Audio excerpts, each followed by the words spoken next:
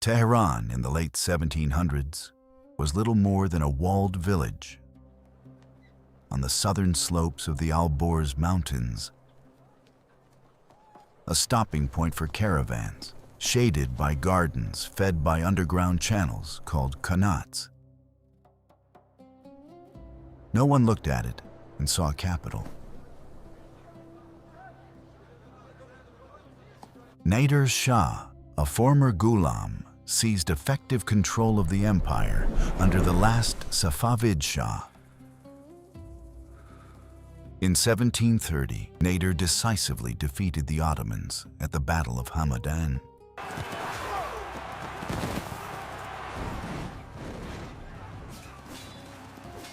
By the 1780s, Iran was tearing itself apart. The great Nader Shah was dead, assassinated decades earlier. The Zand dynasty ruled from Shiraz, but their grip was slipping. Tribal warlords carved the country into pieces. Iran needed someone brutal enough to put it back together.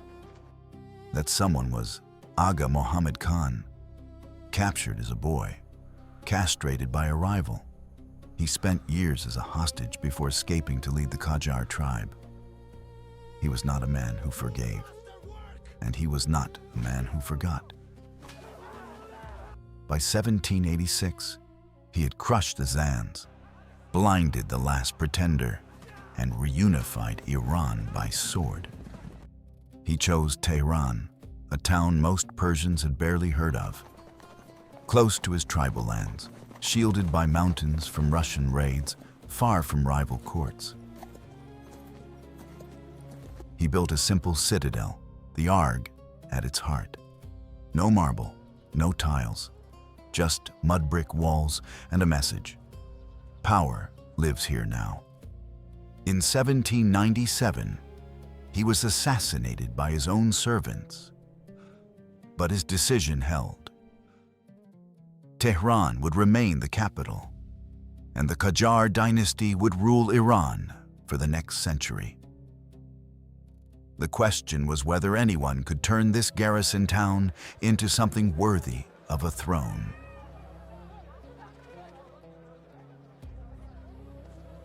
Aga Muhammad Khan's nephew was his opposite in every way.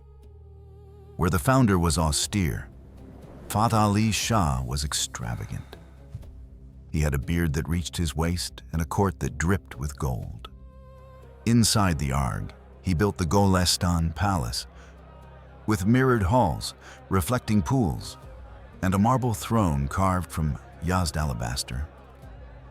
On Novruz, the Shah appeared before his court. Soldiers lined up. An elephant stood as a symbol of power. Every element designed to say, the Qajars are here to stay.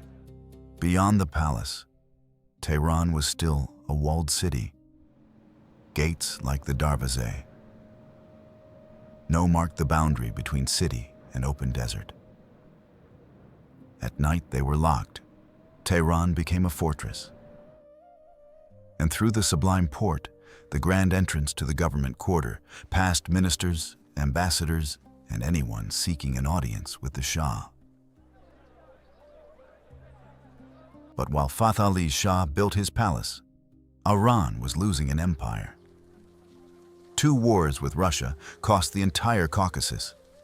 Georgia, Armenia, Azerbaijan, gone. The treaties of Golestan and Turkmenshay humiliated the Qajars. And as Britain and Russia circled, their embassies in Tehran grew larger. This was the British envoy's compound, a palace within someone else's capital. Tehran was changing.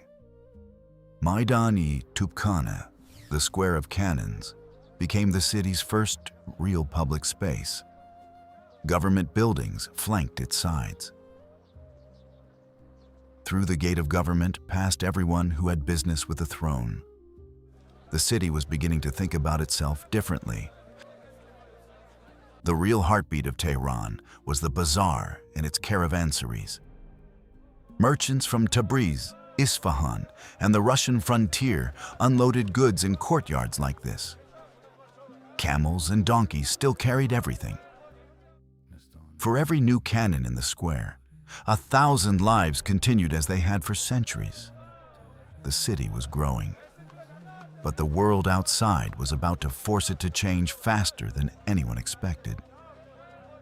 In 1848, Nasser al-Din Shah would rule for nearly 50 years, the longest reign in Qajar history. He visited Europe 3 times, and each time he returned, he wanted Tehran to look more like Paris. In 1851, his Grand Vizier Amir Kabir founded the Dar al-Funun, Iran's first modern university.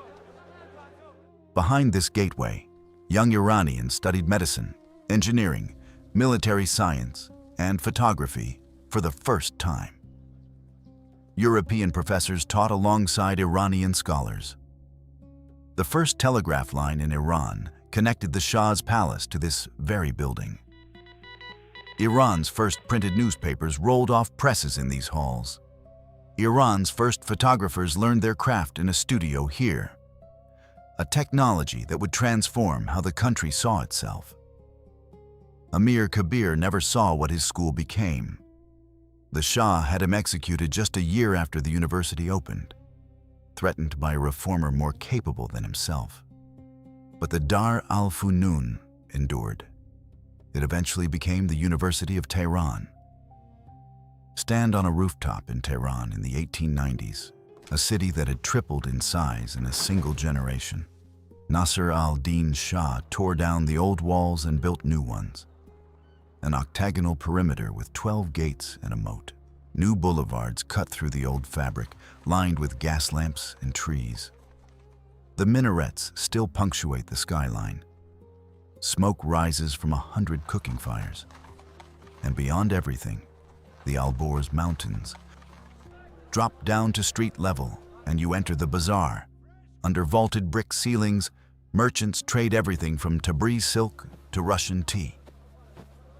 This is where news traveled.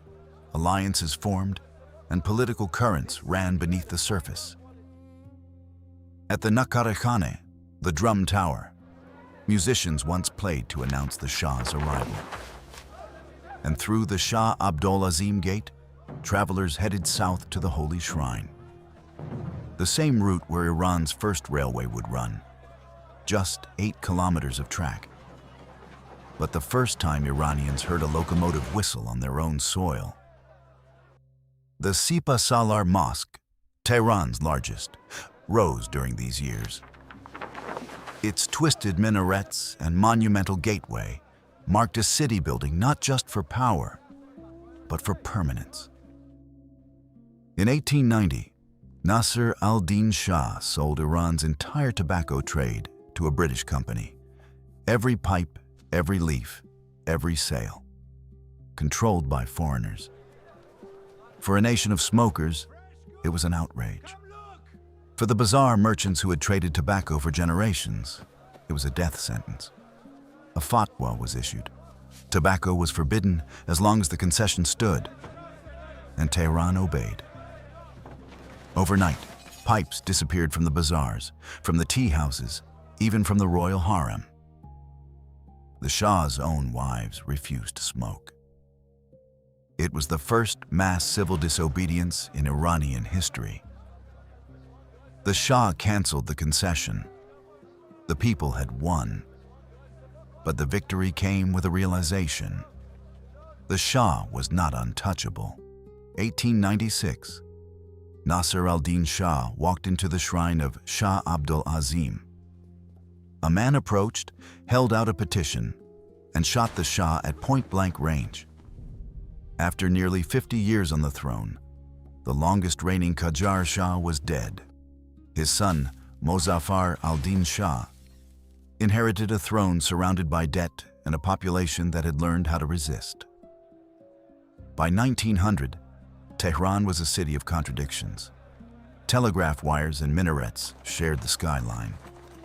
A new generation, educated, traveled, impatient, was reading newspapers and debating ideas that would change everything. In 1906, Thousands of bazaar merchants, clerics, and intellectuals took sanctuary, demanding a constitution. The Qajar Shah yielded. Iran got its first parliament, the Moguls. This was the story of how a forgotten village on the edge of a desert became the capital of an empire, and how the city itself began to speak. If you enjoyed this reconstruction, your like and subscribe goes a long way in helping me create more of these. And tell me in the comments, which city should we reconstruct next?